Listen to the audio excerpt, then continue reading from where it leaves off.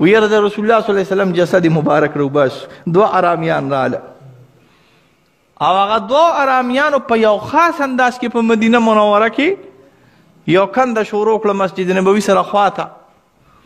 او ورو قبر مبارک د رسول الله صلی الله علیه وسلم ته روان شو. نور الدین زنګي د الله پیغمبر صلی الله علیه وسلم خوب کې راغی. زنګي پاسه سپیرا روان دي ما طرف ته. دمشق کې اوسېده 2000 میله لرې اوسېده ښه هغه راپاسېد خوب داسې شی راغلی که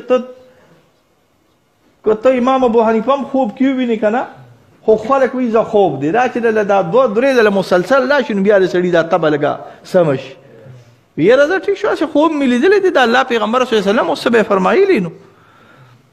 بیا په دویمه شپه راغی زنګي راشه دا سپي راته قریب شوي دي نورالدینه پاسه دا سپي قریب شوي دي راته بیا یې یاره بس خوب مې لیدلی داسې چل به درېیمه شپه شوه سره 60 امساو پاسه سپي را روان شوي دي او زما قبر مبارک ته راورسېدل بس په تاجر پوخ کې پاسې د شپې روان شو مدینې منورې ته. واقع اوږده ده مختصر کوم. خلک یې راغونډ کړه دا مرداران پکې 2 نور راغلي بیا پیدا کړه بیا یې تپوس کوي څه چلم کړی دی وي د هغه روم نه راغلي وو د یورپ نه راغلي وو د فارس او د فرانس او د ایټلي نه راغلي وو او کندم شروع کړی ده د الله د پیغمبر صلی الله علیه وسلم یا نورالدین زنګي په خپل داسې ځای اوچت کو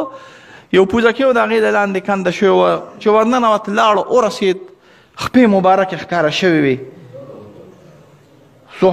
خلک ویرېدل چې له دا څنګه چل دی